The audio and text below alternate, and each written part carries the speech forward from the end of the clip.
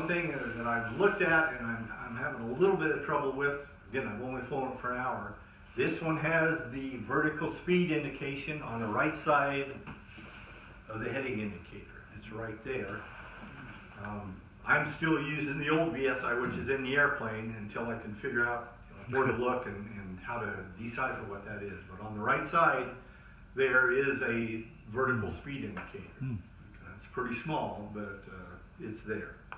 That's why we left the old traditional one still in here. But you got a digital readout at the top of that little strip. So. Yeah, up in the top corner then, you've got a digital readout plus 180 or minus 250 or something like that. But the only indication you get that you're climbing or descending is that little plus or minus on the... Yeah, and right there on the right side in the middle. Yeah. And again, I haven't deciphered exactly how to do it, but just right here will tell you VSI. Okay. That's why I'm still using the old one in the airplane. Looks like that might be kind of hard to see. Yeah, especially for us eyesight challenge guys, it might be just a little estimated. So those are the basic indications of the attitude indicator and the heading indicator. Before we go into some of the little more advanced stuff, that's really all we need to know to fly the airplane. The only thing that we really need to set would be that altimeter, or they call it barometric pressure. And where do you set that again, Gordon? The way to set that, and I'll talk about that in just a minute, is there's a hotkey on here that we push, and then the lower right button will turn it. Oh, okay. So any questions on that before we start talking about the controls? And again, if you set the barometric pressure or the altimeter, get it from AWAS, whatever, that's all you really need to do. All the rest of the stuff is really optional. It's really good for IFR flying. It really gives us a lot of information. But for VFR, that's really all we need to know. Question. Yes. So on here it talks about the buttons on the right side. Yes. The hot buttons. Hotkeys, yes. Are all of ours hooked up, or because this one says one of these says blank not enabled on our plane. Well, that's not our airplane. That's correct. Ours, it is hooked up, and we'll talk about what those are here in just a minute. So let's talk about how do we set the barometric or the altimeter. There are really two ways to do it. The easiest way is if you look at the bottom key, hotkey, that's the one down the right side, you'll see it in here, it says Baro, B-A-R-O. If you push that, the altimeter will become pink, magenta, which means you can change it, and then you can use the dial on the lower right corner to set that. Move it up or down based on the barometric pressure. So it's real easy to set. Just push that barrel, this will turn to magenta, and then you set the pressure.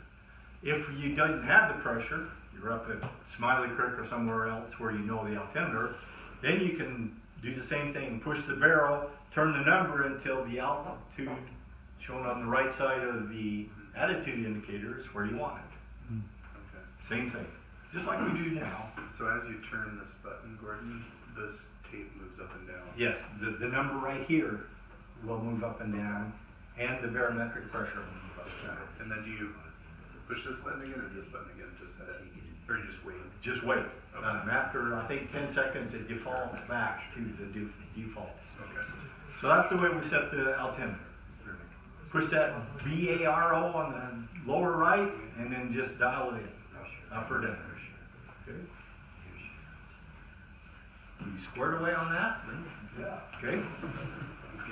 Pretty easy. A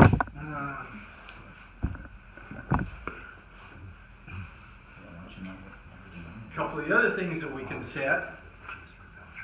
I told you we could set the airspeed bug. That's done on the left side. There's a knob lower left corner.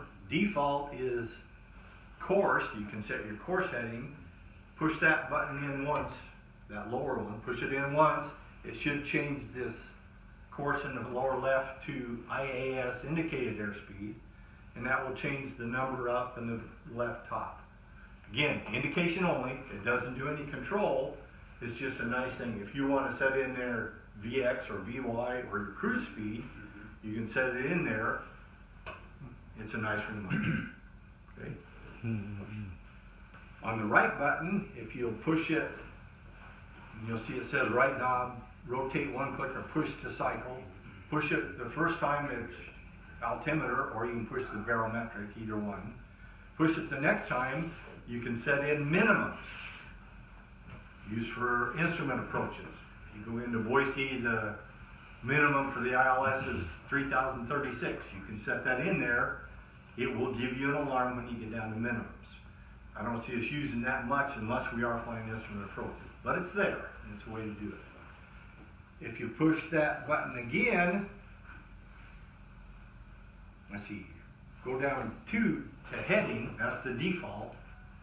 Then you can set the heading indicator.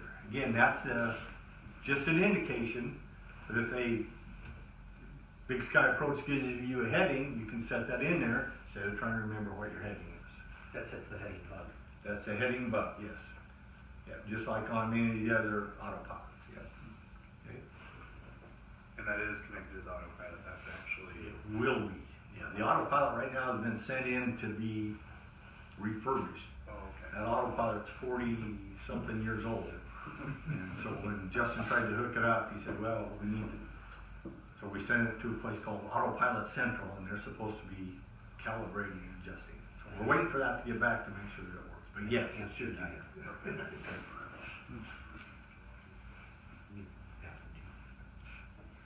Along the bottom, you'll see 3 more hotkeys. Those hotkeys then are what you use to adjust your CDI and the 2 used to be RMIs, the 2 needles, either a single needle or a double needle, and you can cycle it through. It will be VOR1, VOR2, or GPS. So ideally, if you wanted to, you could put the actual course deviation indicator on the GPS. You could put the 1 needle on VOR1, you could put the double needle on VOR2, and you could get all those indications at once on this indicator. More information than I think I could use, but it's there. It's really nice. Probably flying a complicated approach or departure procedure, that would be nice. But for most of us flying VFR, it'd be fun to play with, but that's about it.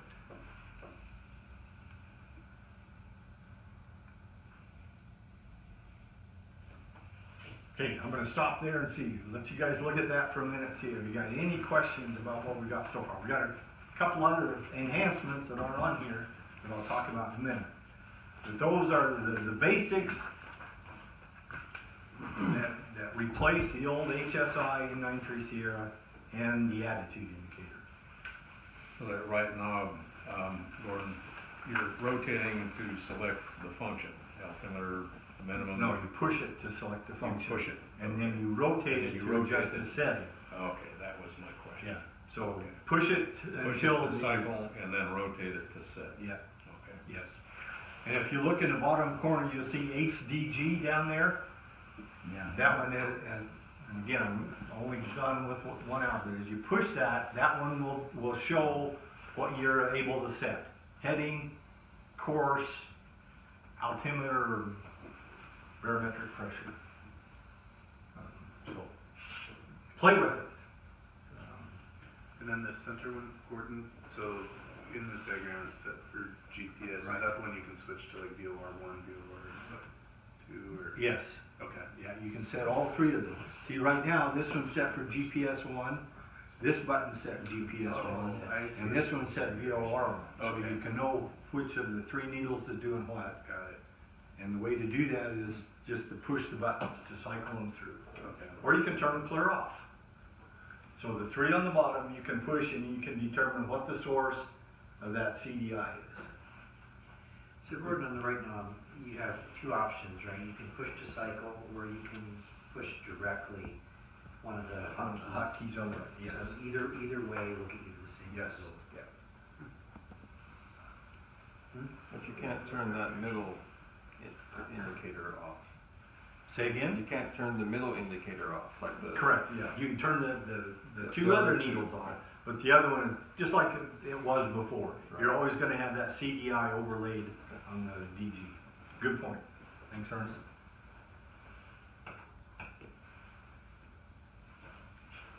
Questions? I know the best way we're gonna do it is just get out and fly when you're not dependent on it, you're not flying an ILS to minimums or something, but get out there and play with it. At the bottom of the attitude indicator, there's career speed, ground speed, outside air temp, and then there's an arrow. Is that wind? Yes, it is. Okay. There is a new sensor about halfway back on the fuselage. You'll see it, it's about that big around. That's outside air temperature indicator.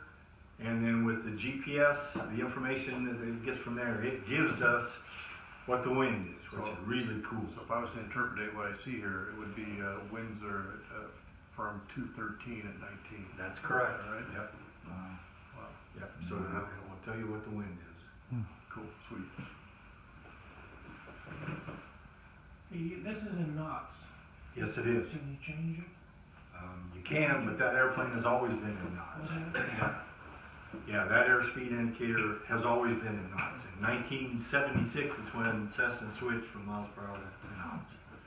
So that's why I had them leave it in knots, because we still got the Well, so they older. match, yeah. Yeah. Well, these gonna go in the other planes? If we have the money, I think, my personal opinion is, we get a bunch of us flying it, we're gonna come back and say, boy, that'd be nice in 686. That'd be an expense. But we'll have to see. This installation is, by the time we get done, is gonna be $15,000. Yeah, it said on the video, the unit, at least on the making video, is about 6,000 plus down video and installation. Plus the enhancements that we got, Yeah. yeah. We've got about 14,000 including the new transponder. Okay, so that's the unit. Now I want to talk about some of the options that are not on here that we purchased. The first one is called angle of attack indicator.